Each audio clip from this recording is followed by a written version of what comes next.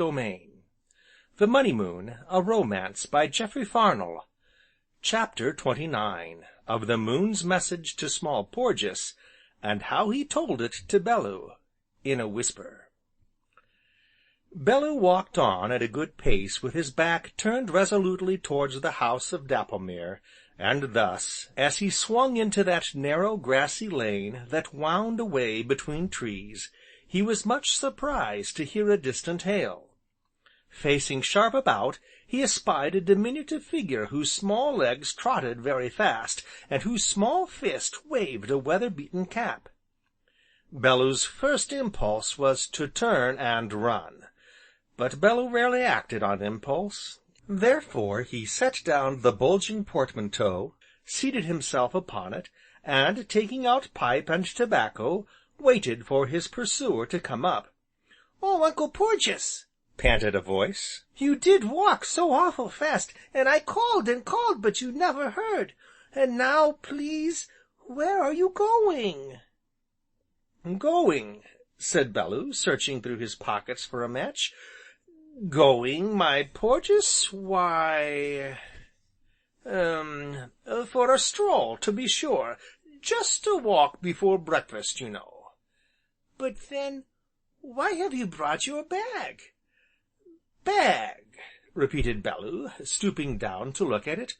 "Why, so I have." "Please, why?" persisted Small Porges, suddenly anxious. "Why did you bring it?"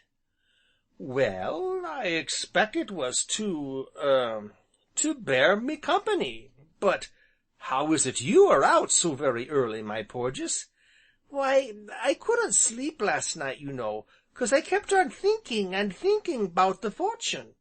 So I got up, in the middle of the night, and dressed myself, and sat in the big chair by the window, and looked at the Money Moon. And I stared at it, and stared at it, till a wonderful thing happened. And what do you s'pose?" "I don't know." "Well, all at once, while I stared up at it, the moon changed itself into a great big face. But I didn't mind a bit, 'cause it was a very nice sort of face, rather like a gnome's face, only without the beard, you know. And while I looked at it, it talked to me, and it told me a lot of things, and that's how I know that you are going away, 'cause you are, you know, aren't you?" "Why, my Porges," said Bellew, fumbling with his pipe, "why, shipmate, since you ask me, I am." "Yes, I was 'fraid the moon was right," said Small Porges, and turned away. But Bellew had seen the stricken look in his eyes, therefore he took Small Porges in the circle of his big arm, and holding him thus, explained to him how that in this great world each of us must walk his appointed way, and that there must, and always will be, partings, but that also there must and always shall be meetings. "And so, my Porges, if we have to say good bye now, the sooner we shall meet again, some day, somewhere." But Small Porges only sighed, and shook his head in hopeless dejection. "Does she know you're going, I mean, my Auntie Anthea?" "Oh yes, she knows, Porges." "Then I s'pose that's why she was crying so, in the night." "Crying?" "Yes, she's cried an awful lot lately, hasn't she? Last night, when I woke up, you know, and couldn't sleep, I went into her room, and she was crying, with her face hidden in the pillow, and her hair all about her." "Crying?" "Yes, and she said she wished she was dead. So then of course I tried to comfort her, you know, and she said, 'I'm a dreadful failure, Georgy dear, with the farm and everything else. I've tried to be a father and mother to you, and I failed in that too.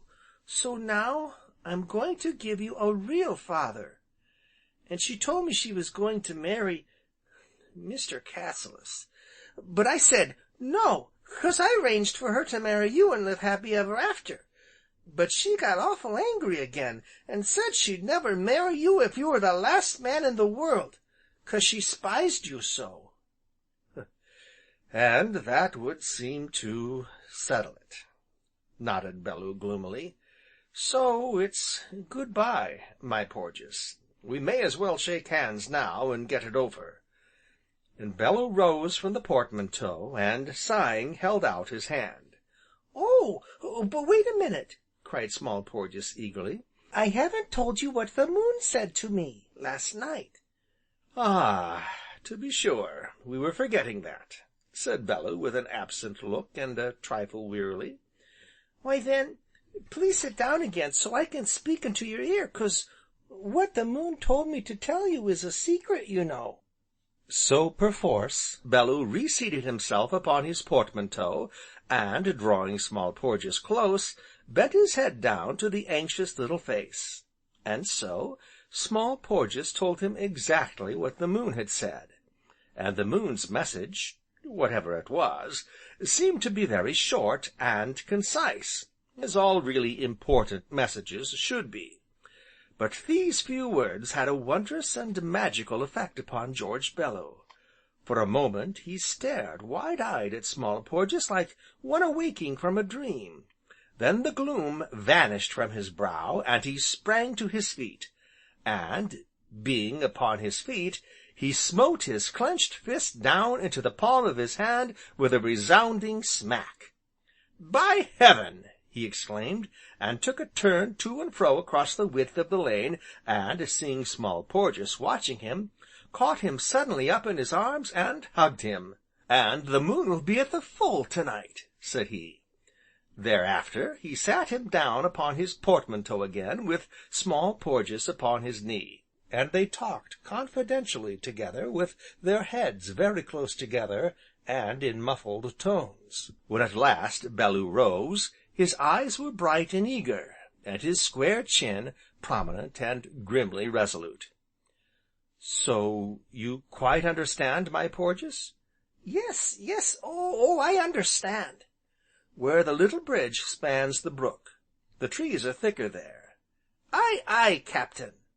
"Then fare thee well, shipmate, good-bye, my Porges, and remember." So they clasped hands, very solemnly, Big Porges and Small Porges, and turned each his appointed way, the one up, the other down, the lane. But lo! as they went, Small Porges's tears were banished quite, and Bellew strode upon his way, his head held high, his shoulders squared, like one in whom hope has been new born.